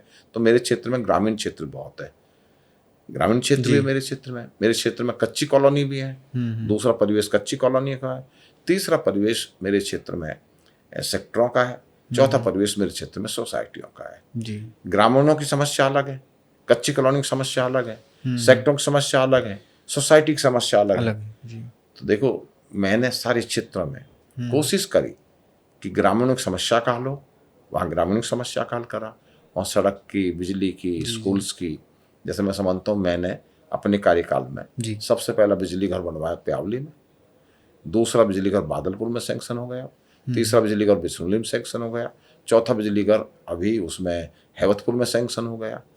तो मैं देख करके कि कहाँ किसकी समस्या कैसे हल हो सकती है, कि बिजली में कैसे हो सकती है, शिक्षा में कैसे हो सकती है, स्वास्थ्य में कैसे हो सकती है, तो हर तरीके से हम समस्याओं का निराकरण करते हैं। रोजाना लगभग जिस दिन के पार्टी काम से वैसे काम से नहीं जाते हैं, रोजाना जन सुनवाई करता हूँ और जनता की समस्याओं का निराकरण का हमारा प्राथमिकता है, उसको हम सही तरह से बिल्कुल अमल करते हैं। और दूसरी बात एक और, कि अभी आपने पूछा कि आप शिक्षक भी हैं, राजनीति भी कर रहे हैं। तो देखो, मैं ऐसी राजनीति नहीं करता, मैं शिक्षक हुआ, मेरी मंशा वही है, मेरी सोच वही है कि हमने बच्चों को संस्कार दिए हैं, हमने बच्चों को अनुशासन का पाठ पढ़ाया है। तो मैं अनुशासन में रहते हुए अपनी पार्टी में, क्योंकि हमारी पार्टी भारतीय जनता पार्टी दुनिया की सबसे बड़ी पार्टी है और अनुशासित पार्टी है, तो पार्टी का जो नियम है उसके अनुशासन में रहते हुए मैं जनता की सेवा में तत्पर लगा रहता हूँ।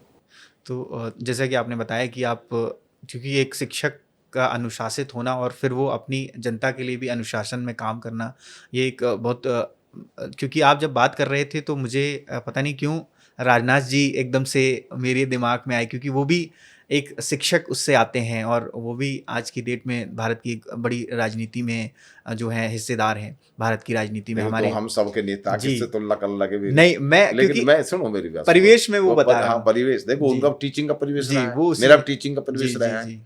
देखो टीचिंग, मैं एक उदाहरण दूं आपको। एक बार माननीय राजनाथ सिंह जी मेरे दादरी विधानसभा क्षेत्र में सूरजपुर के पास एक केंद्रीय विद्यालय का उद्घाटन करना है। मैं 40-50 गाड़ियों का काफिला लेकर के सड़क पर उनके स्वागत के लिए खड़ा था। मेरे यहाँ सुनीति सिंह उस टाइम एसपी, जब SSP का जिला था, SP देहात थी। सुनीति सिंह का फोन आया मेरे फोन, विधायक जी अगर बुरा ना मानो तो अपना काफिला थोड़ा आगे कर लो, वहाँ टी पॉइंट है, गाड़ी आपके इधर खड़ी हो जाएंगे, आप इधर खड़े हो जाना, माननीय जी सुरक्षा की बात। मैं तुरंत चल दिया। फिर फोन आया दोबारा, क्योंकि उन पर वायरलेस होता है, सूचना रहती पल पल की। अरे विधायक जी धन्यवाद, मैं काय का मैडम, आपने मेरी बात तुरंत मान ली। जब मैं प्रिंसिपल था इंटर कॉलेज में, तो मैंने कहा मैडम आपको मालूम नहीं मैं टीचर हूँ, हमने अनुशासन का पाठ पढ़ाया है, हम जनता ने MLA बना दिया, अनुशासन तोड़ने के लिए थोड़े MLA बनाए। मुझे आपकी बात ठीक लगी, अनुशासन का हमें पालन करना है, तो मैं चल दिया। तो फिर इतनी प्रभावित हुई मैडम सुनीति मैडम के उन्होंने सूरजपुर के क्षेत्र में पड़ता था जहां हम खड़े थे, तो सूरज कोतवाल को भेजा, जाइए विधायक जी खड़े हैं, जय हिंद करिए, धन्यवाद कहिए। वक्त मैडम इसकी क्या जरूरत थी। फिर उस मैडम का ट्रांसफर हो गया लखनऊ। जी जी लखनऊ हो गया तो मेरा भतीजा वहाँ एसपी है STF में, जी जी अमित नागर। तो उससे वो कहती थी वहां जाकर के, तो मुझे बताया कि यार जब हम पुलिस लाइन में कहीं बैठ जाया करते थे, अब मुझे दादरी का विधायक बहुत अच्छा लगता है, बहुत सभ्य तरीके से बोलता है। जरा एक बात बताओ, हम पढ़े लिखे आदमी हैं, हमने शिक्षा दी है, बच्चों को संस्कार दिए हैं हमने, तो क्या हम अनपढ़ की तरह बोलेंगे, अनपढ़ की तरह पेश आएंगे? हम अपने सभी साथियों से, जो अधिकारीगण हैं, जो हमारे नेतागण हैं, सम्मानित जो हमारे कार्यकर्ता हैं, जो देवतुल्य हमारे कार्यकर्ता, उन सबके साथ में एक जैसा व्यवहार, उनका सम्मान मेरी सर्वोच्च प्राथमिकता है। और क्योंकि हम ऐसी अनुशासित पार्टी के सदस्य हैं, हम अनुशासन में रहना सीखते हैं, और हम किसी और जनप्रतिनिधि की तरह या किसी और ऐसे कार्यकर्ता की तरह जो अनुशासनहीनता करता है, मैं उनकी बातों पर गौर नहीं करता, मैं अपना आपको देखता हूँ। जी तेजपाल जी, अभी आपने जैसे कि बताया कि राजनाथ सिंह जब आ रहे थे, क्या आपकी हमारे भारत के प्रधानमंत्री जो हैं नरेंद्र मोदी जी से भी कोई मुलाकात हुई जिसका कोई आप जिक्र कर सकें? कई बार मुलाकात, कोई ऐसी मुलाकात जो हमेशा याद रही हो आपको कि बड़ा अच्छा था उसमें? देखिए, वैसे तो हम कभी उनके कार्यालय में मिलने नहीं गए, जी जी, लेकिन क्योंकि वो जब भी आए, जैसे नोएडा में आए, कई बार ग्रेटर नोएडा में आए, जी, एयरपोर्ट का उद्घाटन करना है, जी, तो जितने भी जनप्रतिनिधि होते हैं वो उनके सम्मान में खड़े होते हैं, उनको पुष्प देते हैं, जी जी, नमस्ते करते हैं, जी। तो ऐसी मुलाकात हुई मोदी जी के मिलने से, क्योंकि मेरी तो बात छोड़ो आप, हर आदमी मोदी और योगी से मिलना चाहता है, जी। जैसे हम देखते हैं बहुत सारे लोग हमसे कहते रहते हैं, क्योंकि हम तो उत्तर प्रदेश के भी चुने हुए हैं, भाई साहब योगी जी से मुलाकात करा दो। अब भाई योगी जी से कितनी मुलाकात कराऊं, फिर तो मुख्यमंत्री प्रधानमंत्री कौन ही नहीं करेंगे जब ऐसे मिलाओगे। उनके मिलने से ऊर्जा मिलती है, शक्ति मिलती है कार्यकर्ता को, और कार्यकर्ता उनसे मिलने से प्रेरणा मिलती है कि भाई हमें भी ऐसे काम करने चाहिए जैसे मोदी जी योगी जी कर रहे हैं। तो आपकी ऐसे कोई 1 to 1 जैसे बातचीत होती है? वो ऐसे बातचीत नहीं हुई कभी। अच्छा। वैसे ऐसी नमस्ते हुई, हाल चाल पूछा, हमने स्वागत करा, अभिनंदन करा, ऐसी मुलाकात हुई मेरी। तो वो उस टाइम आपको क्या अलग सा महसूस क्या हुआ जब प्रधानमंत्री, क्योंकि देश के प्रधानमंत्री हैं, वो जब आपके सामने आते हैं तो उनका प्रभाव बहुत ज्यादा होता है। हमारे प्रधानमंत्री किसी ऐसे घराने में पैदा नहीं हुए, जी, एक सामान्य परिवार में पैदा हुए, चाय बेची है, जी। आप उनकी बैक हिस्ट्री उठा के देखो, उन्होंने सेवा की, गुजरात के मुख्यमंत्री रहे, अन्य बहुत सारी RSS में सेवा की, संगठन में सेवा की, जी जी जी, और वो सेवा करते करते करते करते आज देश के सर्वोच्च पद पर। तो हम सबको मिलने से, उनको देखने से हमें प्रेरणा मिलती है, हमें भी ऐसी कार्य करनी चाहिए जैसे मोदी जी कार्य कर रहे हैं। इस तरह एक शक्ति मिलती है, इस तरह एक सोच बनती है हमारी उनके मिलने से, और एक अच्छा फील होता है हमें उनके मिलने से। और हम कोशिश करते हैं कि उनसे मिला जाए, जी जी, लेकिन क्योंकि देश के प्रधानमंत्री हैं, सबका मिलना संभव होता नहीं है, तो हमारी तो भी ऐसी मुलाकात हुई है। दिल्ली के फंक्शनों में मुलाकात, डॉक्टर महेश शर्मा जी हमारे मंत्री थे, उन्होंने कई फंक्शन करे, बुलाए अपने फंक्शनों में, वहाँ भी हम गए, वहाँ भी मिले, ऐसे ही ऐसी मुलाकात हुई जी। अभी आपने बताया कि प्रधानमंत्री से आपकी जो मुलाकात थी, क्या आपको भी आमंत्रण आते हैं? जैसे अभी दिल्ली में चुनाव हुए, आपको आया ही होगा प्रचार के लिए। चुनाव हुए, हमारी ड्यूटी लगती है, जी जी, आउटर दिल्ली में रहा, जी जी, 5 विधानसभा क्षेत्र थे, 5 में से हम 3 सीट जीते, जी। और मैंने दिल्ली की स्थिति देखी चुनाव में। इससे पहले पार्षदों के चुनाव हुए, सभासदों, उनमें भी हम गए, उनमें भी हमारी ड्यूटी लगी 2 बार। इसमें अब MLA के चुनाव है, इसमें ड्यूटी लगी। तो मैंने देखा वहाँ की जनता बहुत परेशान थी, केजरीवाल की सरकार से, आपकी सरकार से, जी, जो विकास के कार्य बिल्कुल ठप हो गए थे। आउटर दिल्ली में मैंने देखा निकलने के लिए रास्ता नहीं, गंदगी बह रही थी, नाले सड़े पड़े थे, बदबू हो रही थी, मच्छर पैदा हो रहे थे, जनता बिल्कुल त्रस्त थी। और जनता ने इस बार तय कर लिया था कि हमें ये सरकार उखाड़ के फेंकनी है, भारतीय जनता पार्टी लानी है, जी। और वो आई भी वहाँ पर, जी।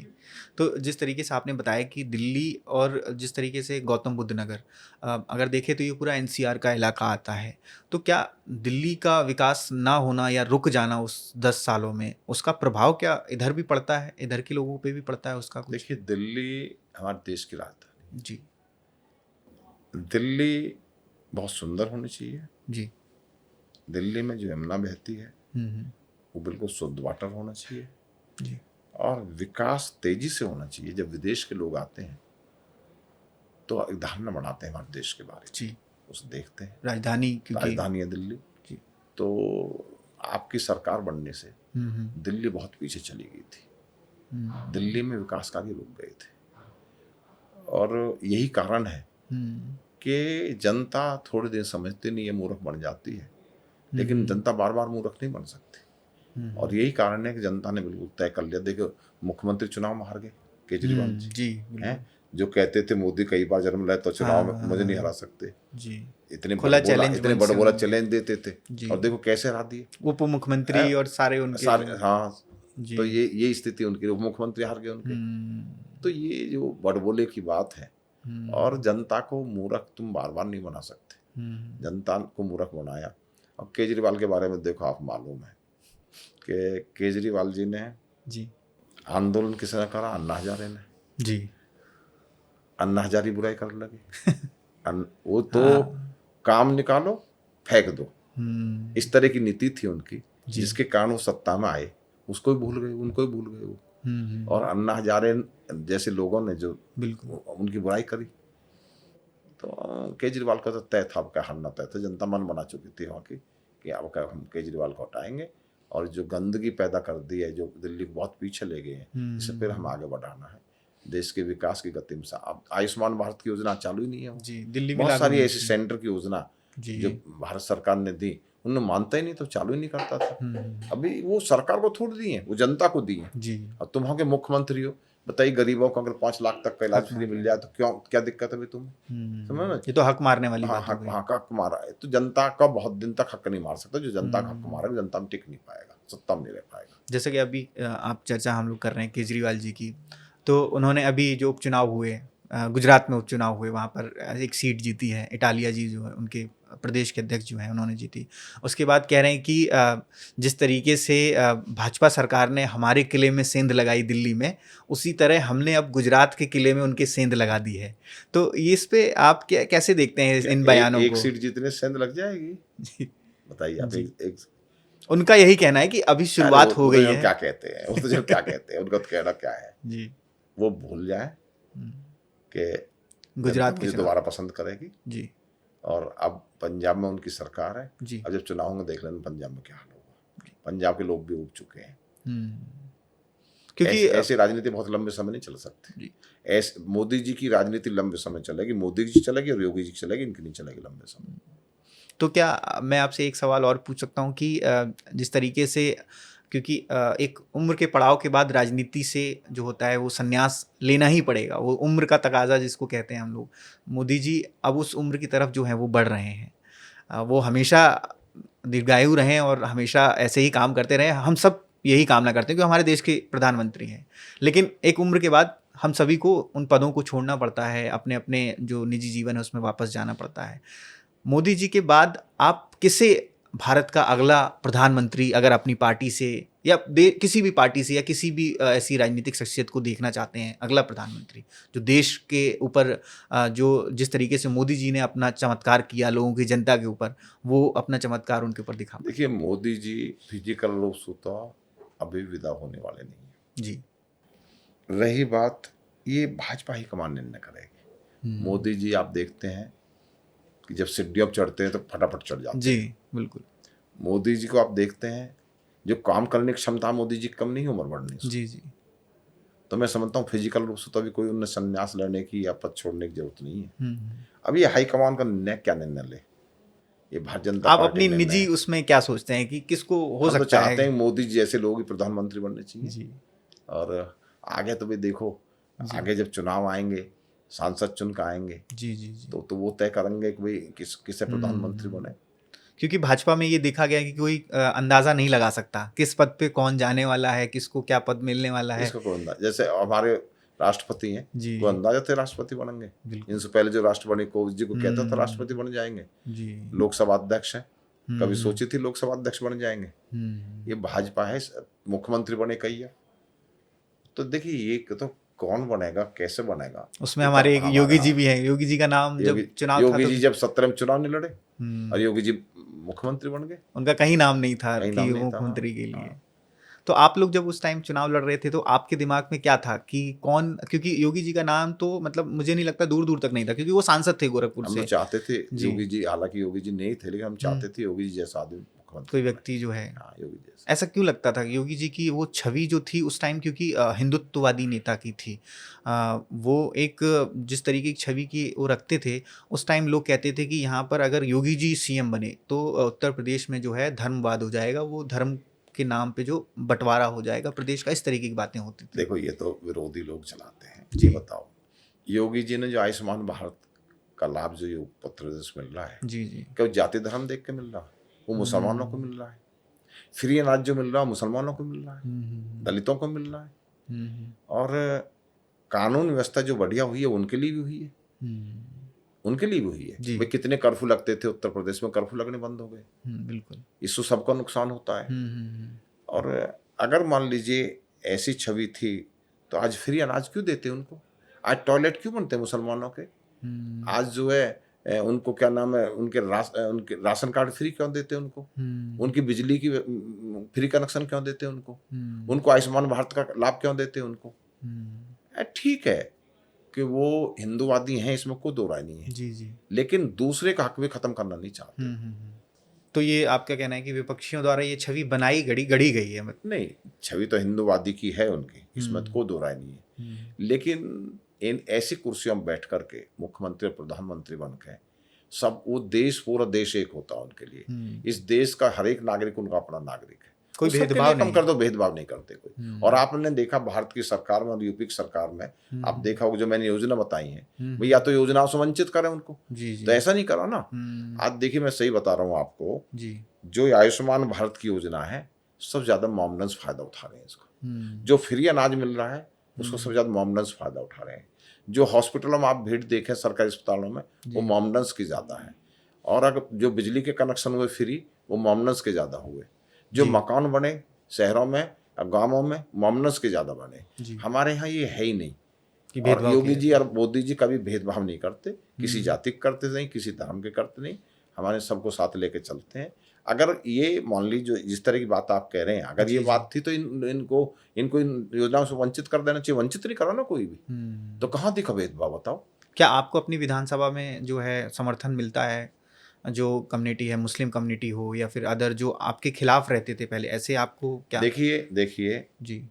ये तो सत्य है कि मुसलमान कम्युनिटी भाजपा को वोट नहीं देती। जी।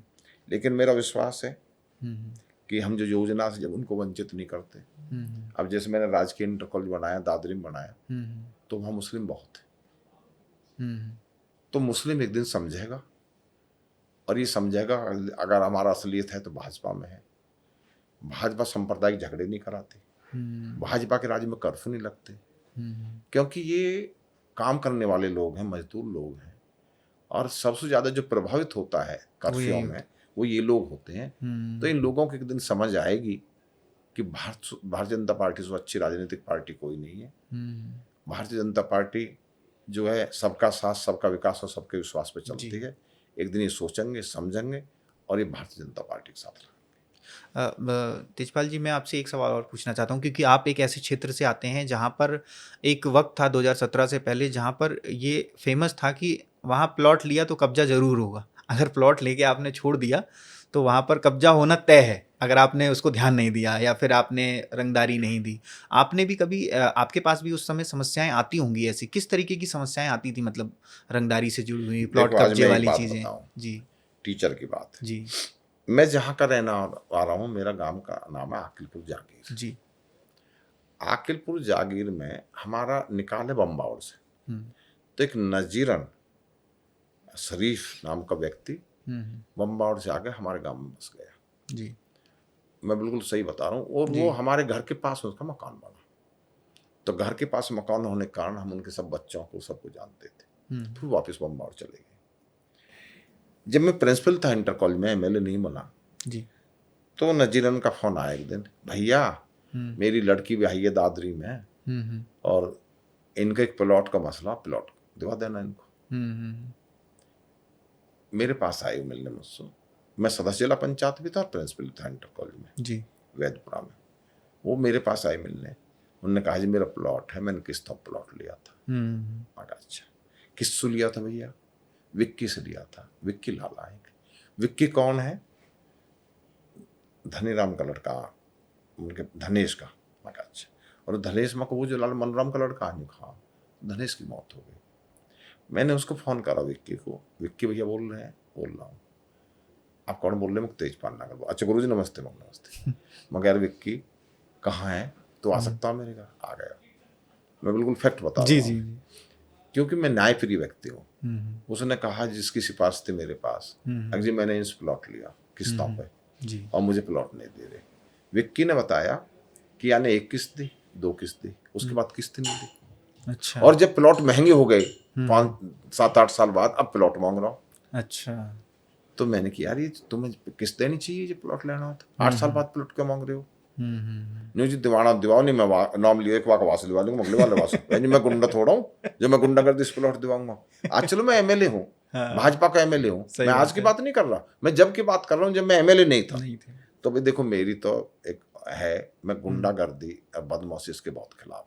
माने गुंडे का नाम लिया मुझसे, अगर मैं उससे लिवा लूंगा मगले वाली तो उससे, जो मैं गुंडा थोड़ा हूँ तो जबरदस्ती प्लॉट दिवा दूंगा। मेरे को तेरा कायदा हो, कोई तेरा इंसाफ हो। जब तेने 2 किस्त देने के बाद 10 साल तक कोई किस्त नहीं दी तो प्लॉट क्या करेगा भी तेरा? तो जबरदस्ती प्लॉट नहीं दिवा सकता मैं बदमाश नहीं हूँ कोई जबरदस्ती प्लॉट दिवाऊंगा।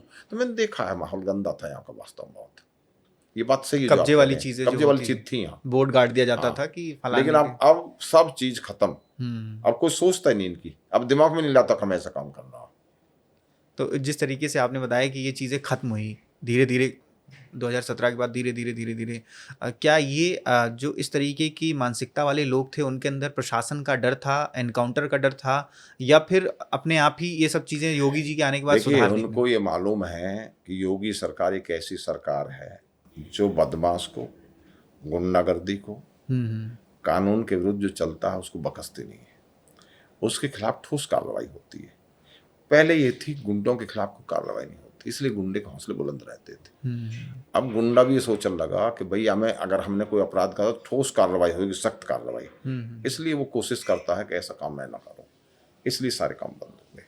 तो आपने 2017 से पहले की, क्योंकि उस टाइम, क्योंकि हम ये एक चीज़ दिखाना चाहते हैं कि 2017 से पहले और उसके बाद जो गौतम बुद्ध की नगर की जो तस्वीर जो बदली है उसके बारे में हम थोड़ा सा कंपेयर करना चाहते हैं कि 2017 से पहले आपने कोई ऐसा बड़ा कांड यहाँ पे देखा या फिर कोई ऐसी बड़ी घटना देखी जिसके बाद आपको लगा कि ये तो मतलब खुले में जो है अपराध का एकदम बढ़ावा देना या समर्थन करना है? मैंने अपनी आँखों के सामने जी लोगों के प्लॉट पर कब्जे होते देखे।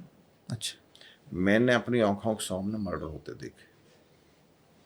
मर्डर का कारण क्या था? आपसे रंजिश नहीं थी जी, मर्डर कारण था पैसा, गुंडागर्दी। वसूली। मैंने अपनी आंखों के सामने बनियाओं को खूनों के लेटर पहुंचते देखे, दिखाए गए। अच्छा, खून से लिखे हुए लेटर? खून से लिखे हुए लेटर मैंने अपने सामने मंथली जाती देखी, लोग कह रहे मंथली जाती है जय मर्द। मैंने अपनी आंखों के सामने दिन छिपने से पहले दुकानें बंद होती देखी, ये सारे काम मैंने देखे। और मैं सोचे कर अगर मैं एमएलए बनूंगा तो इन कामों को रोकूंगा। लेकिन मैं माननीय योगी जी का धन्यवाद अदा करता हूँ कि ऐसे टाइम में एमएलए बने हम, जब मुख्यमंत्री जी ने दादरी की बात तो छोड़ो, पूरे उत्तर प्रदेश से काम रोक दिए। जब आप लोग उस टाइम, मान लीजिए आपके पास शिकायतें भी आती होंगी, तो आप लोग जब प्रशासन के पास जाते थे, पुलिस के पास जाते थे, तो किस तरीके का रवैया रहता था उनका? देखो मैं एक बात बताऊँ आपको जी। मैंने थोड़े दिन नौकरी करी सहकारिता में। जी। मैंने सर्विस भी करी सहकारी। मैंने स्वास्थ्य विभाग में करी थोड़े दिन, फिर मैंने छोड़ दी, मेरा मन नहीं लगा। फिर मैंने थोड़े दिन सहकारिता में करी, मैंने छोड़ दी, मेरा मन नहीं लगा। टीचिंग मेरा मन था। तो एक उदाहरण अपने सामने बता रहा हूँ कि माननीय मुलायम सिंह जी सहकारिता मंत्री थे जी, और हम कोऑपरेटिव ट्रेनिंग कर रहे इटावा में। तो सहकारिता मंत्री ने एक जनसभा करी उसमें आए जी, और क्योंकि हम उसके सहकारिता की ट्रेनिंग में के स्टूडेंट थे जी, तो हमको हमारे जो टीचर थे वो ले आए भीड़ बढ़ाने के लिए। सहकारिता मंत्री आ रहे थे। उस सभा में मैंने देखा कि एक महिला खड़ी हुई सभा में जी, शोर मचाया। मेरे जो डकैती वाले थे तो बैठा स्टेज पे, वो बैठा स्टेज पे, उसमें से एक आदमी उतर के भाग गया। अच्छा, मतलब उस स्टेज पे बैठा था? मेरे सामने स्टेज बैठा था और एक आदमी उतर के भाग गया। जब शोर मचाया स्टेज पे उतर के भाग गया। तो पहले तो ऐसे माहौल थे, और पहले ऐसे माहौल थे कि जिन गुंडों के खिलाफ थाने में कोई पीड़ित आदमी रिपोर्ट दर्ज कराना था तो गुंडे और थाने में बैठे मिले करे, उनके खिलाफ कार्रवाई नहीं होती थी। यहाँ तक, और आप ये देखो, अभी देखो अपने गौतम बुद्ध नगर में देखो जी, हमारे यहाँ बसपा सरकार में बिल्डर की स्कीम आई जी, बिल्डर की स्कीम आ गई। बिल्डर की स्कीम में बिल्डर ने प्लॉट ले लिया, बिल्डर ने स्कीम निकाल के बायर्स से पैसा ले लिया। जी। बहुत सारे बायर्स को जो समय था उस समय समय पे फ्लैट नहीं मिले। जी जी। बसपा सरकार में, सपा सरकार में कभी बायर्स की उत्पीड़न की कहानी की कोई रिपोर्ट दर्ज नहीं हुई। कोई बिल्डर जेल नहीं गया। जैसे 17 में हमारी सरकार आई, 17 में हमारी सरकार आने के बाद जी बायर्स के हित में माननीय योगी जी ने 3 वरिष्ठ मंत्रियों की एक समिति बनाई जो बायर्स को बिल्डर से फ्लैट दिलवाने के लिए काम करती है। वो आई यहाँ, उन्होंने मीटिंग करी जी, बिल्डर के साथ मीटिंग हुई, जनप्रतिनिधियों ने न हम भी उस मीटिंग में बैठे जी। उन्होंने रेरा बनाया, जी।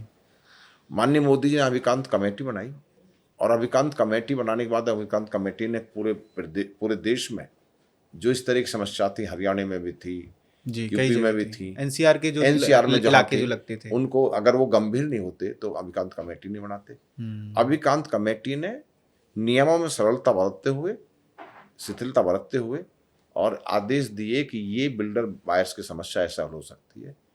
जब वो रिपोर्ट आ गई, हमारे उत्तर प्रदेश के यशस्वी मुख्यमंत्री जी ने उसका अध्ययन कराया और अधिकारियों को निर्देश दिए इसका पालन करके रजिस्ट्री कराई जाए। अभी परसों मैं भी एक सोसाइटी में गया, वहाँ रजिस्ट्रियाँ हुई, 140 रजिस्ट्री हुई, 680 रजिस्ट्री होनी है। और जो बायर्स थे जिन्होंने अपनी कष्ट कमाई का पैसा और उधार लेकर के, लोन लेकर के बैंकों से और लगा दिया था, बहुत दिन तक उनको मकान नहीं मिले थे, आज उनको फ्लैट मिल रहे हैं। तो ये कानून व्यवस्था और जनता के प्रति गंभीरता सरकार की संवेदनशीलता दर्शाती है। और आज यही कारण है 2014 से लेकर के जितने चुनाव हुए सब में भारतीय जनता पार्टी भारी बहुमत से जीती।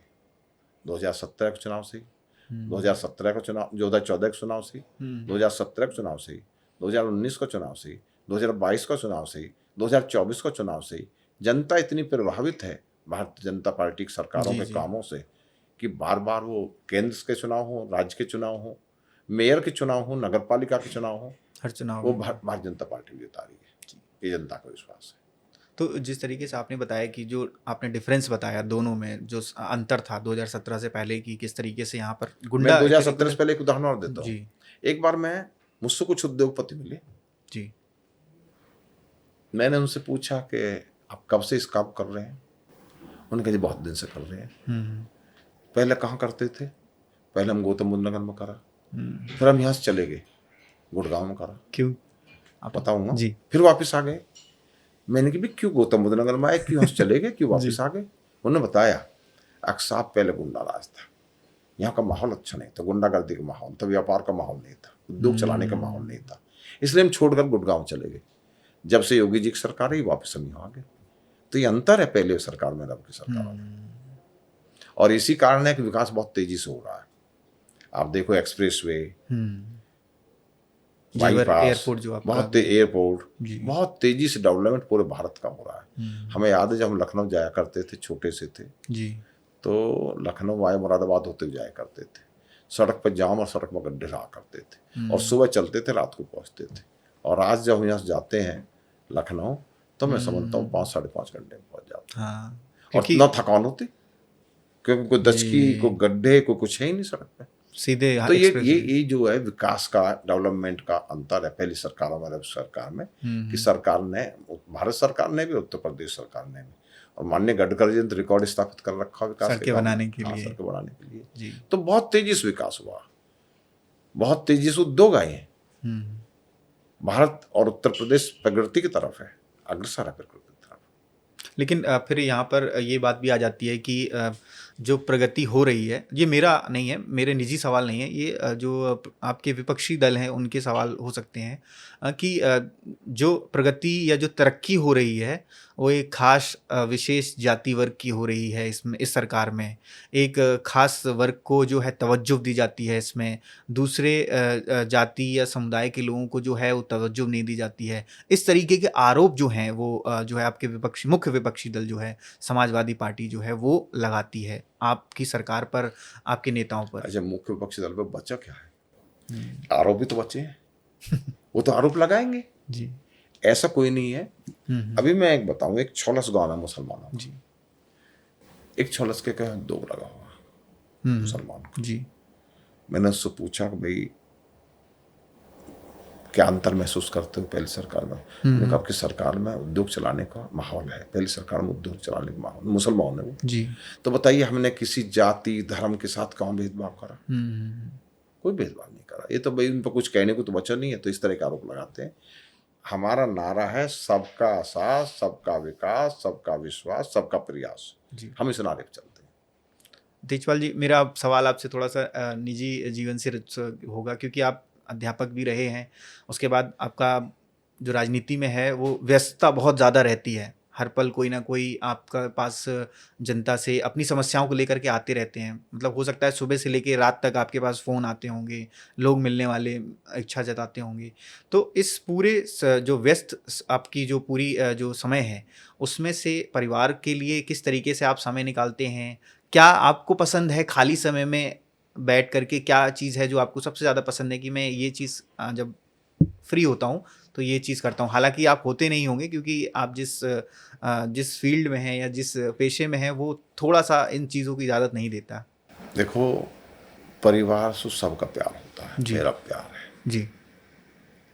अब हम परिवार के नहीं रहे, हम जनता के हो। हमारी फर्स्ट प्रायोरिटी जनता। जी। जनता की सेवा। जी। जो समय बचता है जी। शाम के टाइम, हालांकि बचता नहीं जी। क्योंकि मैं टीचर रहा हूँ, तो पहले परिवार की बहुत देखभाल करते थे, पढ़ाई के लिए, सबकी पढ़ाई के लिए, पढ़ रहे हैं नहीं पढ़ रहे, कैसे पढ़ रहे हैं, क्यों नहीं पढ़ रहे, क्या कमी है। अब वो समय नहीं मिलता हमें, हम देख सके। अब वो जैसे मैं एक एग्जाम्पल दे दूँ, देखो राजनीति से अलग, मेरी पुत्र तो टीचर है। अच्छा। मैंने उससे कहा CCL लो। अच्छा। अच्छा। बोर्ड की परीक्षा 10वीं बच्चे जी। 2 महीने 3 महीने बच्चे को। अगर मैं MLA ना बनता तो मैं प्रिंसिपल रहा हूँ, टीचर रहा हूँ, जी। जी। तो मैं खुद पढ़ाई करता। अब मेरे पास वो समय नहीं है बच्चों के लिए, हम समय दे सकें। ये जनता का समय है, फर्स्ट प्रायोरिटी जनता है, परिवार सेकंड प्रायोरिटी है हमारी। और हम ऐसी पार्टी में जो परिवारवादी पार्टी नहीं है। हमारी पार्टी में परंपरा ही नहीं है परिवारवाद की। तो हम जो समय बचता है रात बात का, उस समय बच्चों से अपने बातचीत करना, पूछना कैसी पढ़ाई चल रही है, क्या कमी है, कहाँ कमी है, और बेटे को निर्देश देना कि पढ़ाई ध्यान रख। अपनी पत्नी से कहना, अपने पुत्र वधू से कहना पढ़ाई ध्यान रख। शिक्षा वाली बात वो हमेशा आपके उसमें रहती है, प्रायोरिटी में रहती है। तो कभी ऐसा होता है कि बच्चों से, जैसे घर में जो बच्चे हैं आपके, उनसे बैठ करके कुछ सवाल जवाब कर लिए, कभी बैठ जाते हैं थोड़ी देर, कभी कभी समय मिलता नहीं समय। तो वो आपको किस तरीके से? मैं जो हूँ, विधायक बहुत हैं जी, लेकिन मैं सामान्य विधायक जी। मैं सामान्य विधायक हूँ। जितना मैं जनता से मिलता हूँ, मैं समझता हूँ मैं जितने विधायक होंगे सबसे ज़्यादा मैं जनता से मिलता हूँ। जी। मैं जनता के जी, बीच बिल्कुल। रहता हूँ। और मैं भी नहीं देखता चुनाव समय अब मिले, और जब चुनाव समय जब नहीं मिले, मैं मिलता ही रहता हूँ। जैसे मेरी रूटीन है, सुबह एक टाइम बैठना, जी, जनता की परेशान जनता आती है उसकी बात सुनना, उनकी समस्याओं को हल कराने की कोशिश करना। उसके बाद मैं क्षेत्र में निकल जाता हूँ, सुख में दुख में सबके। ये सब भी मुझे सीधीपुर, अभी मुझे यहाँ से NTPC तब जाना सीधीपुर। अच्छा। सीधीपुर में कल एक लड़का का एक्सीडेंट मौत हो गई, मैं वहाँ जाऊँगा। फिर मैं वहाँ से आऊँगा जगन्नाथ यात्रा ग्रेटर नॉर्थ में। अब मैं समझता हूँ 1 बज गया होगा जी, 1 बज गया तो मुझे NTPC की साइड में जाना है। NTPC की साइड में उसके दुख में शामिल होना है जी। और मैं देखूंगा कि उसके लिए हम सरकार से क्या करा सकते हैं, जिसके एक्सीडेंट हुआ जिस बच्चे, उनकी मदद किस तरीके से, किस तरह से हो सकती है। जी। ये देखना, ये देखने के बाद 2-4 जगह और बैठूंगा, अपने लोगों के पास बैठूंगा, चाय वाय पी लूँगा, कहीं बैठ लूँगा, बात कर लूँगा, कोई दुख सुख की पूछ लेंगे, और फिर 4 बजे करीब ग्रेटर नॉर्थ पहुँच जाएंगे और 8-9 बजे हौसला आएंगे। तो देखो ये जो मैं जो है फुल समय जी। और दूसरी बात एक और बता रहा हूँ, नेता देखे होंगे कि उनके बिजनेस भी हैं। हाँ जी, क्योंकि पहली सरकारों में हमने देखा मेरा कोई बिजनेस नहीं है। अच्छा। मेरा बिजनेस ये है कि मैं एक तो पेंशन मिल जाए मुझे प्रिंसिपल वाली, जी एक मेरी खेती की आमदनी है, जी। एक मेरी थोड़ी सी किराए की आमदनी है, मेरे पुत्र वधु टीचर है, मेरा बेटा एडवोकेट है, मेरा गुजारा सही हो रहा, फालतू की मुझे जरूरत नहीं है, जी। फालतू चाहिए नहीं, बस गुजारा हो जाओ। क्योंकि हमने देखा है कि जैसे ही कोई राजनीति में आता है, कई सारे पहले की सरकारों में हमने देखे हैं जो नेता आते हैं राजनीति में और अचानक से न जाने कहाँ से संपत्तियां, धन बल और इकट्ठी हो जाती हैं। अचानक से जिनके पास 2 कमरे नहीं थे उनके पास अचानक से बड़ी बड़ी कोठियां, बड़े बड़े बिल्डिंग हैं। वही मकान आज भी हमें तो अपनी पता है, उनकी आप जानो ऐसे इनकी, तो हमें तो अपनी पता है। क्या आपको भी कभी ऐसा लगता है कि ये लोग ये अलग से क्या कर रहे हैं? विधायक तो मैं भी हूँ, मैं सोचता विधायक तो ये भी है। मैं सोचता ही नहीं, मैं केवल अपने और अपनी जनता के बारे में सोचता हूँ जी कि भाई हमें क्या करना चाहिए जनता के लिए, जिनने हमें चुना। देखिए हम अध्यापक से एमएलए बना दिए लोगों ने, जी आज हमारी ड्यूटी होती है उनके प्रति जी। कि भाई हम क्या करें उनके प्रति, कैसे जी। उनकी अच्छी सेवा कर पाए, ताकि, और यही कारण है पहले जीता 80,000, सबके जीते 1,38,000 हाँ जी, लगभग 1.5 लाख और हो अब गया। क्या और बड़ी जीत जीतूंगा। अच्छा, ये आप अभी से भविष्यवाणी अभी कर से रहे हैं? भविष्यवाणी कर रहा हूँ, बड़ी जीत जीतूंगा, जी। अच्छी वाली जीत हम 2027 का जो लक्ष्य है 2027 में जी भाजपा हाईकमान ने अगर मुझ पर विश्वास जाहिर करा जी, तो अच्छी जीतों में से एक जीत दूंगा। यूपी की जो अच्छी जीत होगी उनमें मेरी एक जीत होगी। क्या और भी कोई जिम्मेदारी लेने के लिए आप तैयार हैं? अगर आपको भाजपा का नेतृत्व, आपको कोई अलग मुझे जिम्मेदारी एमएलए वाली जिम्मेदारी मिली हुई, ये भी कम नहीं है। इससे भी भाजपा कोई बड़ी जिम्मेदारी मान लीजिए वो कोई, तो पार्टी हाईकमान करता था, हम नहीं करते ना। तो आप उसको लेने, स्वीकार करने के लिए पूरी नहीं, तरीके से स्वीकार करने को मने कौन करता, किस चीज के लिए मने तो कोई करता ही नहीं जी। है, लेकिन वो हमारा काम नहीं है ना।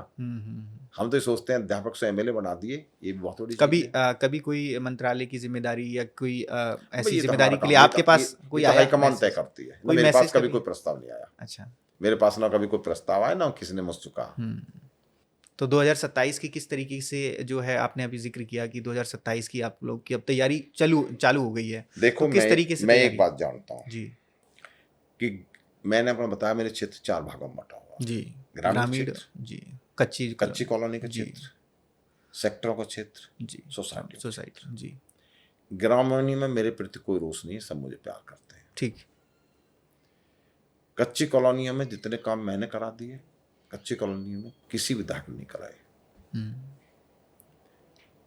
सेक्टरों और सोसाइटियों में मेरे प्रति बहुत सम्मान है जी तो मैं जनता के विश्वास पर कह सकता हूँ जी कि जो 4 क्षेत्र है मेरे, 4 तरह के क्षेत्र है मेरे क्षेत्र में, जी, चारों क्षेत्र में मेरा अच्छा रिकॉर्ड मिलती है, अच्छा सम्मान मिलता है। 4 क्षेत्रों में मैंने काम कराए जी। मैंने काम अपने मुख्यमंत्री से कराए, मैंने काम अपने अन्य मंत्रियों से कराए, और मेरा जो अपना खुद काम है वो काम करता हूँ जी। और मैंने अपने दिमाग में सोच रखी है कि यहाँ अथॉरिटी काम कर सकती है, यहाँ निधि ना लगाऊं। जहाँ ग्रामीण ब्लॉक से जिला पंचायत से काम हो सकते हैं, वहाँ निधि ना लगाऊं जी।